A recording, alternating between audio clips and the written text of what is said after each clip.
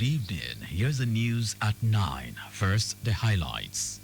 Governor Sanwo-Olu reaffirms commitments to housing development. Federal government announces plans to end visa on arrival policy. On the foreign scene, United Kingdom Prime Minister Keir Starmer restates support to Ukraine's President Volodymyr Zelensky. And in sport, Nigeria's officials to take charge of 2026 Women's African Cup of Nations qualifiers. Now the details. I am John Omoaka.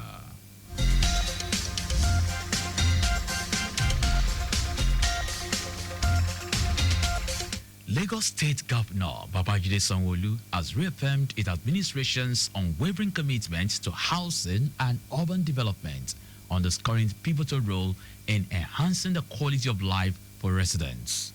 The governor said this at the 31st Annual John Wood Ekpenyong Memorial Lecture and the 2025 Fellows Induction Ceremony of the Nigerian Institution of Estate Surveyors and Valuers, NAIVS.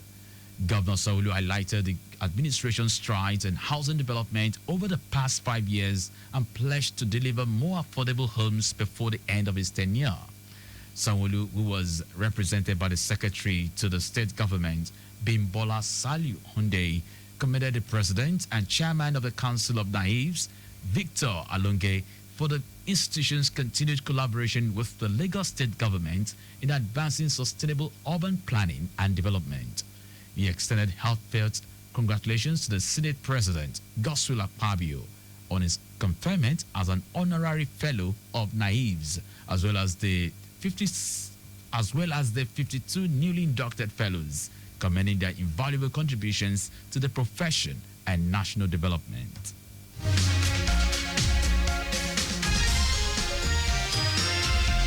The Lagos State Traditional Medicine Board, LSTMB, in collaboration with officers of the Nigeria Security and Civil Defense Corps, NSCDC, has carried out an enforcement exercise on the mainland axis, sealing 6 facilities operating without proper regularization of practice and with outdated documents.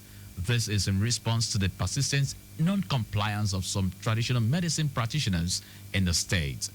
The enforcement action followed multiple notifications and warnings issued to the affected facilities, directing them to approach the board for registration and compliance with the Lagos State Health Sector Reform Law 2015.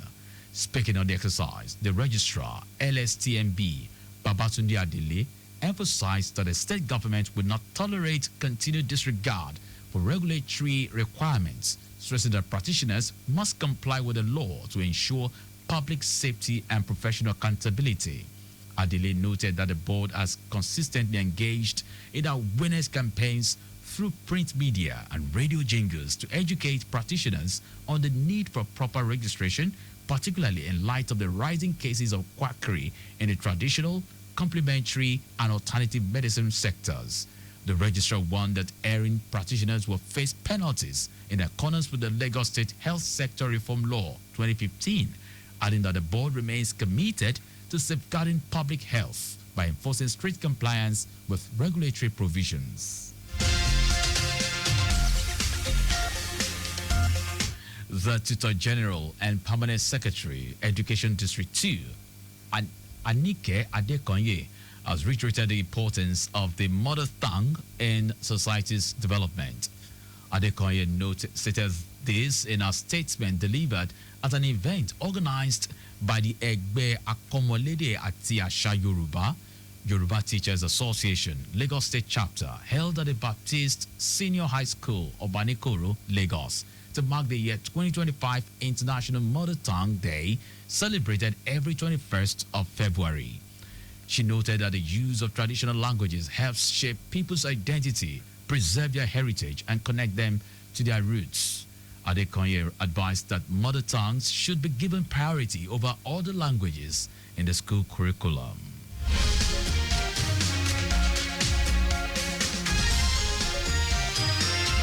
Youths and young adults have been charged to take futuristic actions such as embracing elevation through teamwork, active participation in politics, peaceful engagement of leaders, attendance of public legislative gatherings, and being positive change agents, among others.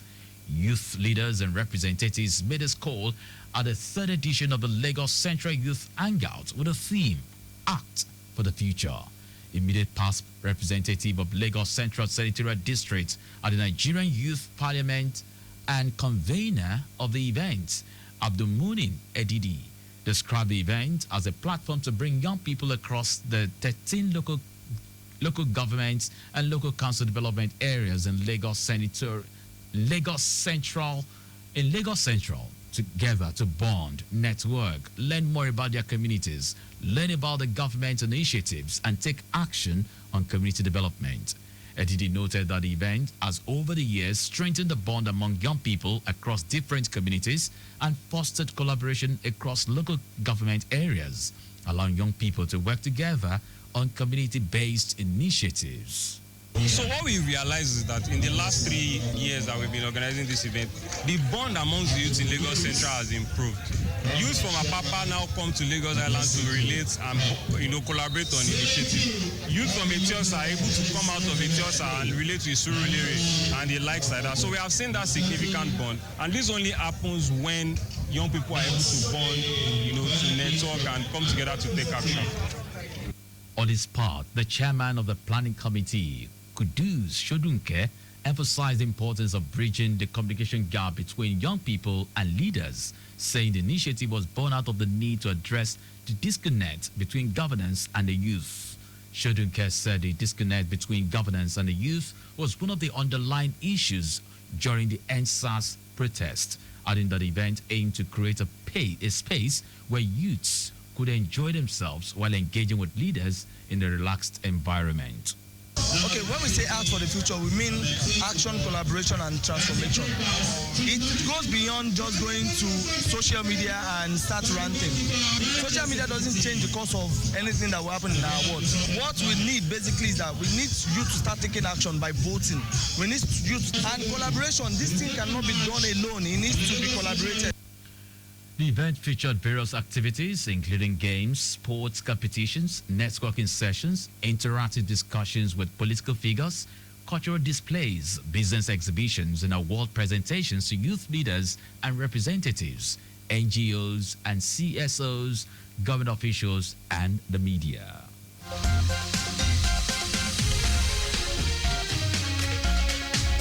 And now to the rest of the stories. The federal government has announced plans to cancel the visa on arrival policy. Minister of Interior Olubunmi Tunji-Ojo made the announcement during the closing ceremony of a week-long capacity building training for personnel of the Nigerian Immigration Service, NIS. The capacity building training is one of the measures being adopted by the Nigeria Immigration Service to document everyone visiting the country. According to Tunji-Ojo, the federal government would introduce landing and exit cards, which prospective visitors will pre-fill before coming into the country in place of the visa on arrival policy. He emphasized the need to harmonize the immigration data center and have integrated solutions for decisions that have to do with migration into Nigeria. Tunji-Ojo explained that such harmonization would make it impossible for approvals to be given without clearance of Interpol.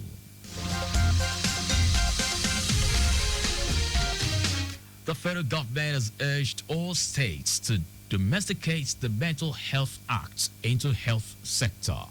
Minister of State Health and Welfare, Isiaq Salako, made the appeal during a town hall meeting at the Neuropsychiatric Hospital, Aro, Abeokuta, the state capital. Salako said President Bola Tinubu prioritized the health sector, which is evident in the Mental Health Act that has been passed, majorly to provide a more robust framework in ensuring that the mental health of Nigerians is secured. He appealed to the Ogun Ministry of Health through the Commissioner for Health, Tomi Koka, to domesticate the Health Act at the state level. Koka emphasized that there is a continued collaboration with the federal government, announcing that Ogun State would domesticate the Mental Health Act, noting it as one of the commitments of the state to its people.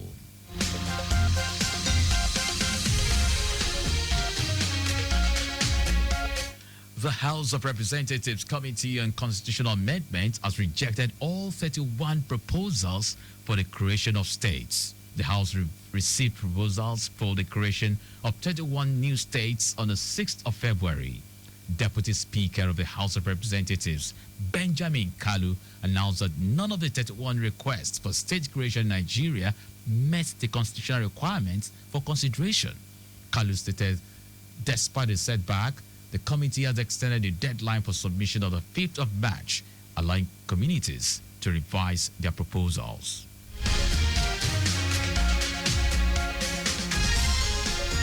And now to foreign news. United Kingdom Prime Minister Keir Starmer says he will discuss the importance of Ukraine's sovereignty in talks with Donald Trump next week.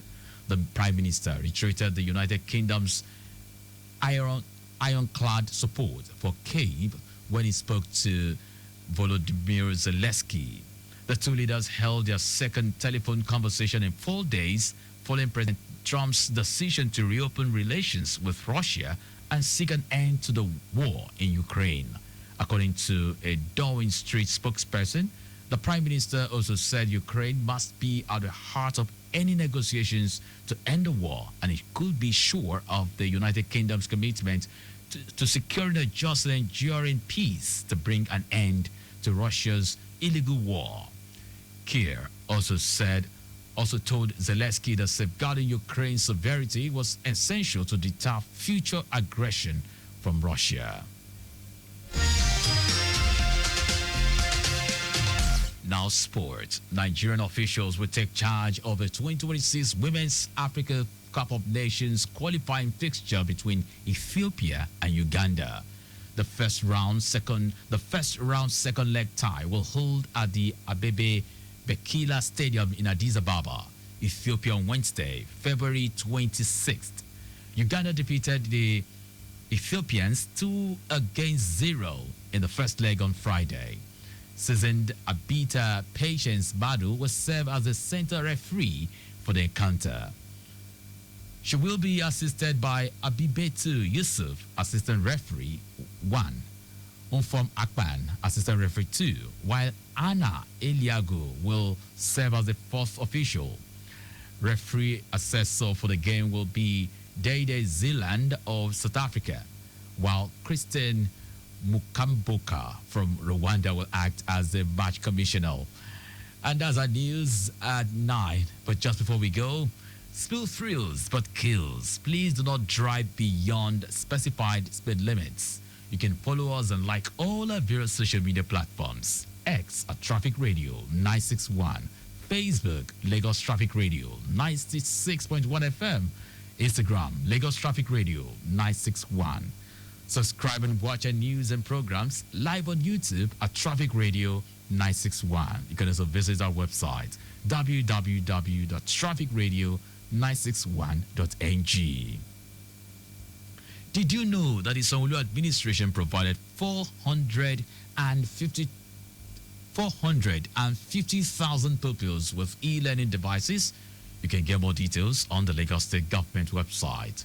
To end the news, here are the highlights of the major stories.